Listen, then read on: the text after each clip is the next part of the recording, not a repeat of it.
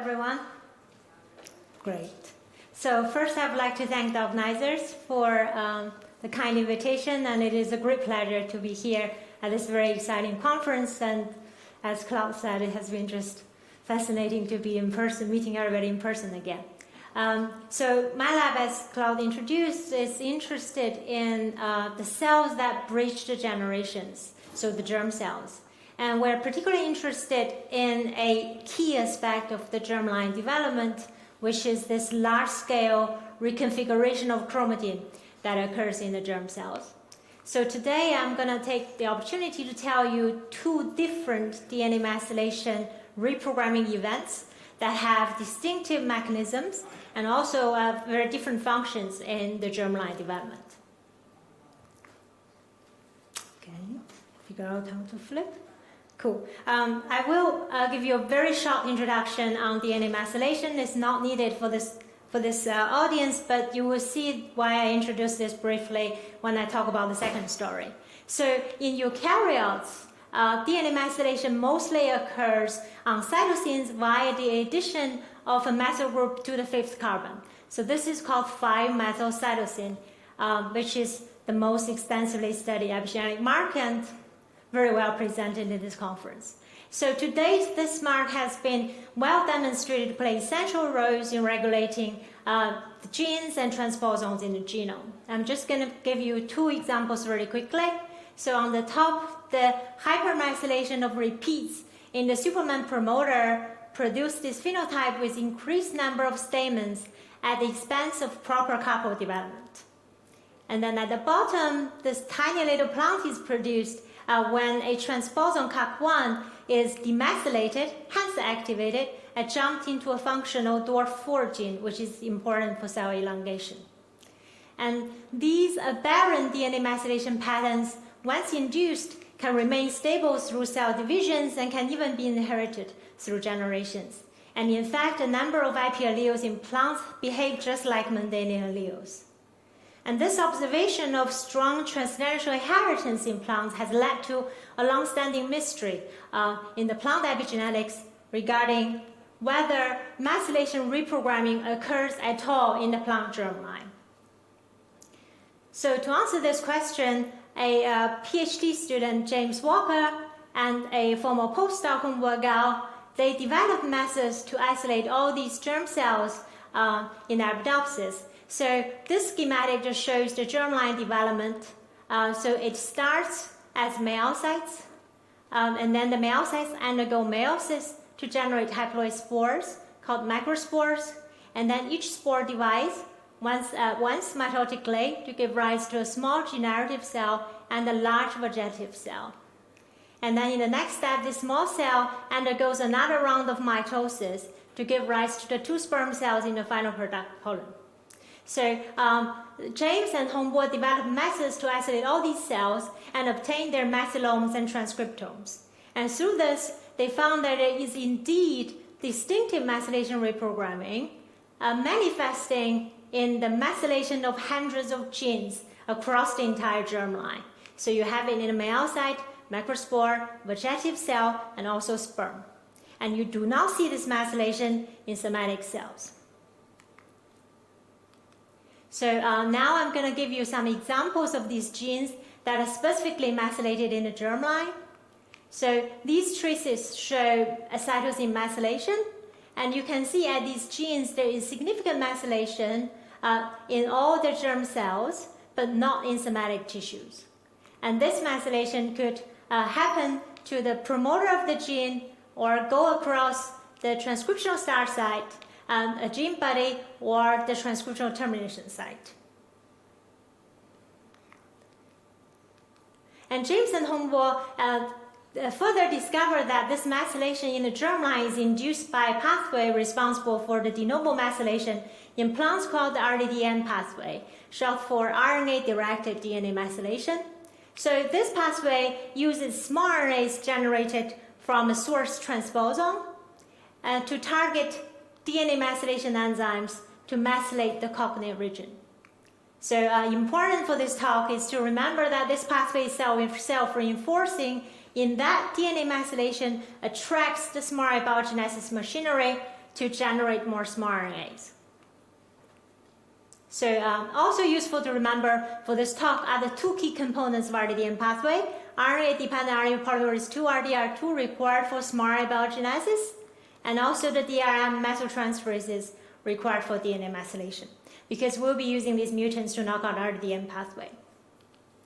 So now, if you look at here, this germline specific methylation is abolished in all the DRM mutant or the RDR2 mutant germ cells, showing that RDDM is indeed the mechanism driving this specific methylation.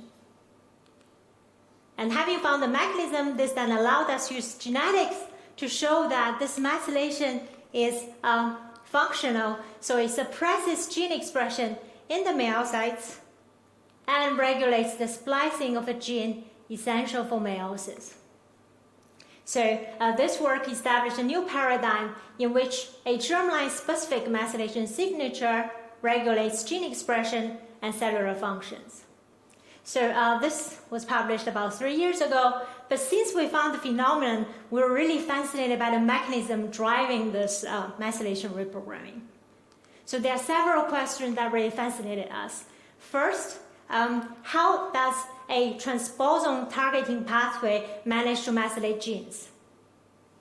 And second, RDDM is known to be ubiquitous among plant tissues. Then how does such a pathway generate a germline-specific methylation signature? And finally, I showed you there are hundreds of genes that are methylated like this. So how do you choose which gene to be methylated? So to answer these questions, we first looked at the central component of RDDM pathway, the mRNAs, by sequencing them from the isolated myocytes. So here, I'm showing you an example of a gene that is germline specifically methylated. So to simplify, we call them MET genes. So in the genome, there are about 400 of them. And here on the top, this traces here show methylation. And then from here onwards, it shows the mRNA abundance. So you can see the MET gene is methylated in the germline, not in the somatic tissues. And because they're not methylated in the somatic tissues, it doesn't associate with mRNAs in the leaf.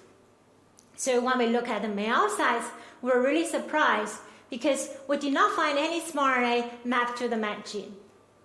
And after a careful look into the mRNA profile, we found that actually in the genome, there are about 800 loci that share sequence similarities to these MET genes. And these loci have a lot of mRNAs. So having seen this, we then say if we permit up to 3 mismatches to map the mRNA, then this way we could find matching mRNAs to the MET genes. And then if we take the mRNAs that map to the MET genes with mismatches, and then we found that they would perfectly map to the Hypertees. So we then wanted to say, can we do an experiment to explicitly test the relationship between the Hypertees and MET genes? So to do this, what we did is we generated the CRISPR deletion lines of specific Hypertees. Oh, I think I forgot to introduce you that we call them Hypertees because these loci that have a lot of mRNAs, they are also hypermethylated in the germline compared to somatic tissues, and they're mostly transposons. So I'm just going to show you an example of the experiment when we use CRISPR to delete one of the source Hypertee. And then here it shows the methylation in the myocytes isolated from 2 different wild-type plants at the predicted sync MET gene. And then here shows the methylation in 2 independent CRISPR lines carrying different deletions but containing the source Hypertee. And you can see that this methylation at the MET gene is abolished at both lines and clearly demonstrating the source and sync relationship between the Hypertee and MET gene. So our data shows that the gene methylation in the germline is probably induced by mRNAs that generated from the methylated transposons with similar sequences. So this makes sense, but it's still weird that we see methylation at these genes in the germline, but we do not find any perfect matching mRNAs. And this is because, as I introduced, RDDM is self-reinforcing, so the 24 nucleus mRNAs typically do not have mismatches with their targets, because regardless of the initial guiding SMARTase, DNA methylation would attract the smart biogenesis machinery to generate perfect matching SMARTase. And the fact that we observed very few perfect matching SMARTase to the methylated genes suggests that the smart biogenesis is suppressed in the myelocytes, and the SMARTase might come from other cells. So in the answer, the male germline is completely surrounded by a layer of nerve cells called tapetal nerve cells, or the tapetum. And it has been noted for a long time that there are extensive cytoplasmic connections between the myelocytes and the tapetum. And this is very important because plasmodesmata are widely regarded as the most likely route for intercellular SMARTase movement. So based on our data and this knowledge, we hypothesize that this gene methylation in the myelocytes is induced by SMARTase produced by the tapetum, which move into the myelocytes to drive DNA methylation. So to test this hypothesis, a postdoc, Jincheng Long, he generated a tapetum GFP line, and through this isolated tapetal cells via flow cytometry. And then he sequenced the tapetal SMARTase, and interestingly, as you can see from here, the tapetum has a very similar SMARTase profile to the myelocytes. And this is consistent with our knowledge of plasmodesmata-mediated SMARTase movement between cells. And then through this technique, Jincheng also obtained the methylome from tapetum, and it shows that the tapetum, in the tapetum, the Hypertees, which are the source of SMARTase, are indeed hypermethylated, and then they are even hypermethylated to a slightly higher extent than the myelocytes. And this hypermethylation in the tapetum is indeed RDDM-driven because RDR2 mutation reduced the methylation to somatic levels. So our data show that these Hypertees are indeed hypermethylated in the tapetum and associated with abundant SMARTase. So these are consistent with the idea that these cells could be the source of SMARTase. But how does tapetum manage to generate so much SMARTase from these Hypertees? So it is known in the RDDM field that there is a family of chromatin remodelers called classes number 1 to number 4. These remodelers guide the SMARTase machinery, SMARTase biogenesis machinery to different genomic loci in the genome to generate SMARTase. So based on this, we looked at the transcription of these homologs in different tissues and cells. And through this, we found that although class 1 and 2 are the predominant homologs in the somatic tissues, in the tapetum, there is a surge of class 3 transcription. And this is by far the most highly expressed class in the tapetum. So then to confirm this expression pattern, we generated class 3 venous reporter lines, which show that class 3 is specifically expressed in the male and female sex organs. And in the answer, it is only expressed in the tapetum, which you can see here.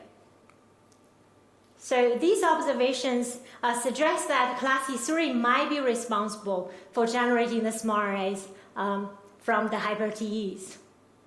And indeed, so you can see that in the class 3 mutant myelocytes, there is almost no Hypertee associated SMARTase.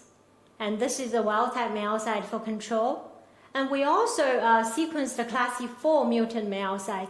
And this is because we did see a little bit of class 4 transcription in the tapetum, and also we saw quite a lot of class 4 transcripts in the myelocyte. And this class 4 turns out to be a good control because you can see that unlike class 3, class 4 mutation does not affect the Hypertee associated SMARTase. And consistent with the idea that the MET gene methylation is induced by Hypertee generated the SMARTase, then we observe that the MET gene methylation is greatly reduced in the class 3 mutant myelocytes, but it is not affected by class 1, 2, or 4 mutation. So we found that class 3 is tapetum specific, and it is required for the gene methylation in myocytes. So this strongly suggests that the methylating smart RNAs come from the tapetum. But at this point, we thought, can we do an experiment to more explicitly test this and then really examine the capacity of smart RNAs generated from the tapetum in the germline? So what we did is we used an RDR2 mutant genetic background. And in this background, we used a tapetum-specific promoter to drive RDR2. So this generated a genetic mosaic system with no smart RNA biogenesis ability anywhere in the plant except the tapetum. So the RDR2 in this line is tagged, which allowed us to use immunohybridization to check the induced RDR2 specificity. And you can see that the protein is specifically induced in the tapetum outlined here. So then we could use these lines to really look at whether the tapetum SMARTs are sufficient to drive methylation in the germline. Okay, so we examined myocytes, shown here, isolated from 2 independent mosaic lines. And excitingly, you can see this methylation at MAC gene is completely restored. And it is also shown here at a genome scale by the violin plots. So these 2 pink ones, these are the mosaic lines, and that's wild type. So far we've been talking about MAC genes, but these are only 400 loci in the genome. But we know that RDM actually methylates thousands of loci, which are mostly transposons. So we then wonder, can the tapetum SMARTs also drive methylation at these canonical RDM targets, which are important for transposon silencing?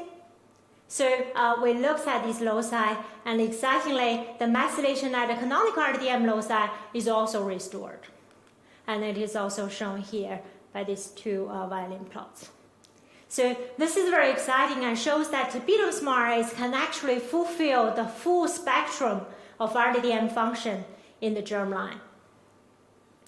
So far, we've been looking at the mechanism driving this methylation in the myocytes, which are at the beginning of the germline.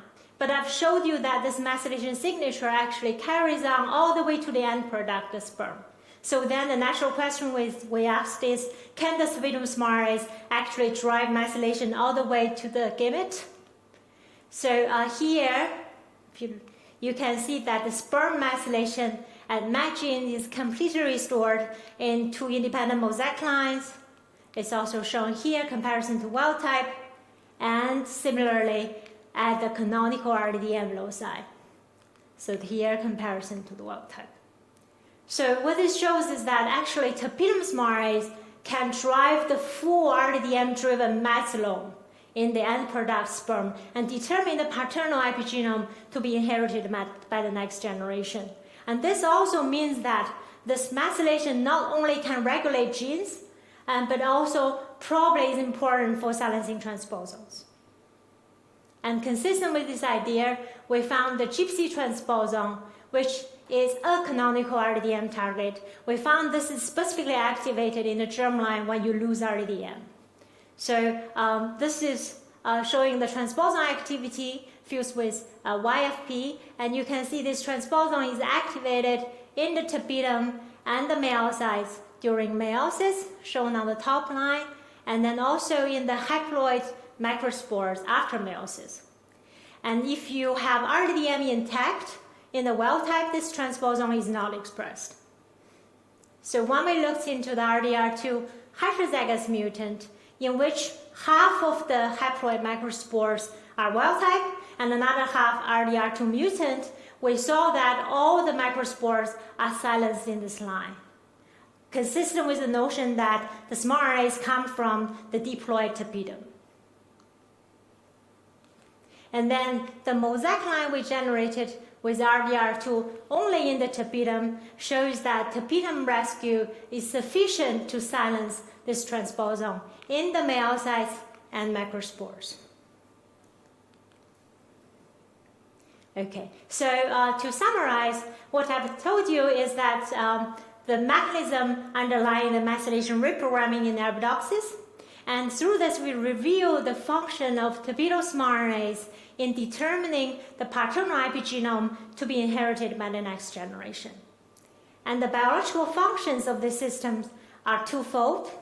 On one hand, a tubulome-specific chromatin remodeler drives the production of large quantities of RNAs that can act in trans at both cellular and locus levels, and through this to methylate meiotic genes and regulates meiosis. And on the other hand, the tubulome also serves as a test ground for transposon activity and serves to generate RNAs that can guard the germline integrity by suppressing transposons in the germline. Okay, so this is the end of the first story, which I told you a complicated pathway that regulates the methylation reprogramming in Arabidopsis. But we also looked at other plant species to really look at the evolution of epigenetic reprogramming in plants. And particularly, we were interested in Markantia polymorpha, which is a liverwort species that has last shared a common ancestor with flowering plants about 450 million years ago. So this work was mainly performed by this very talented PhD student, James Walker, who set up the whole system in the lab. So we're interested in Markantia for two reasons. One, it has a very different life cycle from flowering plants, allowing us to examine a lot of the mechanisms we found in Arabidopsis. And secondly, importantly, it has swimming sperm instead of pollen. So when James looked into various Markantia tissues and cells, including the sperm, he found something very, very different that's never been seen in any plant. So now I'm just going to use this to summarize the methylation pattern in most flowering plants. So in flowering plants, methylation is targeted to transposons and also the bodies of some genes. Right? But I just show you in the germline, you have a relatively subtle methylation reprogramming that occurs to hundreds of genes. And so here shows the Markantia. So in Markantia, methylation is only targeted to transposons. Similarly in moss, genes are not methylated. But when James looked at the Markantia sperm, he found the whole genome was methylated. And because plants are known to have mosaic DNA methylation patterns, so this was very weird for us. And in fact, this is, as far as I know, the most heavily methylated genome that's identified to date from any organism. So we're really interested in understanding what drives this whole genome methylation reprogramming. And to understand this, there's a postdoc in the lab, Jingyi Zhang. She did something really, really amazing. So she isolated this Antheridia, which is this very tiny male organ from Markantia. She took each of them and cut them in half. One half she did simultaneous methylation and transcriptome profiling, and the other half she did resin sectioning to look at developmental stage. And through this, she built this amazing map of methylome and transcriptome change throughout male development. And using this map, what she found out is that this whole genome methylation reprogramming really only occurs at the very last stage of sperm maturation. And at this particular stage, she found two new methyltransferases are specifically expressed in the sperm at this stage. So now going back to the mark, we've been talking about today, the 5-methylcytosine. There is actually another form of methylcytosine called 4-MC, so 4-methylcytosine, in which the methyl group is added to the 4th amino. So 4-MC is actually common among bacteria and archaea, but has never been found in eukaryotes. So the two methyltransferases Jingyi found that specifically expressed when the 5-MC comes up during development has the catalytic domain of the 4-MC methyltransferases. So we then performed LC-mass spec to confirm this. So here you can see the thallus, which is a leaf-like tissue in Markantia. It has only 5-MC. And then there is the sperm. So the sperm, you have another distinct peak of 4-MC methylation. And then we also generated the double knockout mutants of the two methyltransferases. And in the sperm, you can see the 4-MC peak disappeared. So this shows that these two methyltransferases are indeed catalyzing 4-MC in the Mercantia sperm. So we name these methyltransferases DNA N4 cytosine methyltransferase 1, DN4MT1. So now I'm just gonna use this genome snapshot to show you how it looks like in the genome. So the top shows transposons, here are the genes, and this is the bisulfite sequencing detected 5MC, and then this is the 4MC detected by PacBio SmartSeq. So because we also have this developmental map, so we could observe that it was the 5MC was catalyzed first, and then at the very last stage of sperm maturation, the 4MC was catalyzed on the cytosines where there isn't any 5MC. So the precise developmental timing of the 4MC and its prevalence suggests to us that it is probably important for the sperm function. So indeed, in the sperm of the DN4MT mutant, we observed global change in the gene transcription. So here shows about roughly 30% of the genes that are misregulated in the mutant sperm. And we also observe that the mutant sperm swim less directionally and slower. So now I'm going to try to show you some videos of the sperm swimming in water that's wild type. So you can see these are the sperm. And then now here is the mutant for comparison. Oops, sorry. So the mutant, now it won't work anymore. So there are some paths taken by some of the sperm drawn here. So the mutants, I hope you have seen, that are much slower, and then they kind of swirl in one place and not getting very far. Okay, so in the interest of time, I'm going to stop here for this story, but if you're interested, do check out our preprint. There's more to the story than what I can tell you today. So basically, through this, we found the new functional DNA modification in eukaryotes, and really opens up a lot of exciting questions about this new mark. Okay, so with that, I would like to thank the great people that I have in my lab that contributed to these stories. So the autopsy story was mainly spearheaded by Jincheng Long, and then James and Wenjing She also contributed to the story by performing bioinformatics and cell isolation and imaging. And the second story, Mercantia, was really mainly done by James Walker, including setting up Mercantia in the lab with the help of Keiji Nakajima from NARA and Liam Dolan from GMI, and Jingyi Zhang and Yalin Liu also contributed to the story. So I also want to thank various funders, and we have a position available in the lab. Please help spread the word, and the person who's interested just can directly email me.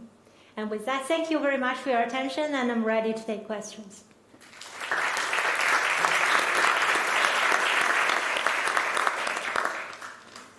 Thank you very much, Xiaoqi. Questions down here? Thanks very much. These are really very spectacular results. I just had a quick question. The methylation efficiency of the MET genes in a myocyte by the small interfering RNAs that come from the tapetum, is that process at all influenced by environmental stress? Yes. It says we found that heat will affect this methylation, and that's what we're following up to study. So our hypothesis is that this methylation actually is affected by stress and help the germline to mediate stress response. That's what we're testing now. But they are definitely changed by heat stress in our, what we have observed. And is the transportation of the small interfering RNAs affected, or the generation of the small interfering RNAs? Do you know that? Generation, because we looked at the tapetum SMARTs and myocyte SMARTs, they are both reduced upon heat. Excellent. Okay, yeah. Thanks. There was a question down here. Good. Claude. Or yeah, let's start with Bob. So I really enjoyed that presentation, and I'm not sure what my question is, but a lot of words are going to come out because a lot of ideas are swirling in my head. So it was very convincing to show the mobility of the small RNAs from the tapetum. And so my question the whole time in my head is this program, did it evolve to silence transposons, or did it evolve to target genes? And so the questions are like, are the same genes targeted in other accessions? why is the methylation then not there in those genes in the somatic cells? Does class B3 have a mutant phenotype?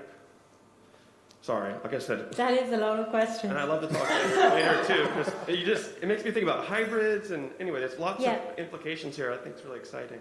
Yeah. Okay, that's a great question, and the question I ask myself a lot. What I can only offer is my personal view, right?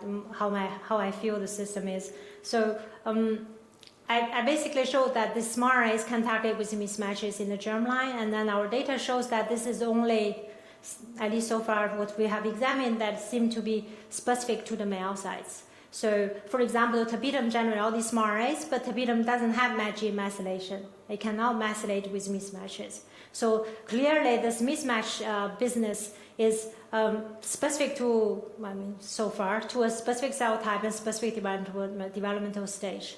So at least for what I think is that this is probably a time that you want to re-severe your genome and looking at the genome again to make sure everything is properly silenced.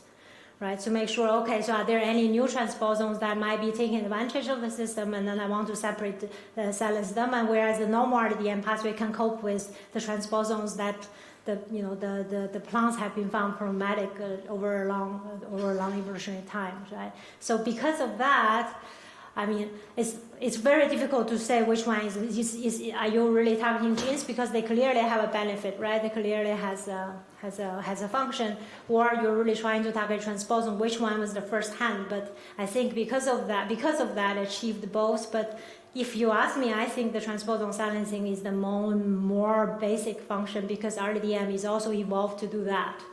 The canonical RDM pathway is also evolved to do that. So that was the most. The first one, and the second one. Class E3 mutant doesn't have a very obvious phenotype, but we haven't looked at everything. So in Arabidopsis, the phenotype is much lighter than crops, and for example. So the class E3, we have to look at it more carefully in the meiosis to know the phenotype. But based on our study, it should have the same phenotype with RDDN plants, but people working on Arabidopsis will tell you the RDDN plants are completely normal in Arabidopsis unless you really look at the male and female meiosis very carefully. So we need to do that in class E3. We haven't done that yet. So, and I know we are running out of time, but I'd like to give Nilay the chance because she was very early on. I'm here, front. Hi, I'm quite fascinated by the study. It was really, really cool. I admire your work. You said that you only activated the small RNAs in tapetum. The methylation pattern more or less stayed the same, but I saw some differences in the histograms a bit. Could there be any parts of the near to tapetum or in the plants that also affects the results, or just you believe that it is only the small RNAs only in the tapetum is effective? I see. Okay, so there is a little bit of variation because what I showed you was CHH methylation mostly. But if you look at CHG and CG, it's much tighter because CHH methylation, as many people have shown today, is more subjective to changes when you have environmental differences, like you have a hot day in the glass house or something. So there is a slight variation in the CHH, but it's very clear if you look at CG and CHG because this methylation occurs in all sequence contexts. And then from our data, it is the tapetum that generates the small arrays. All right. For the sake of time, I'm afraid we can't take any more questions now, but keep them.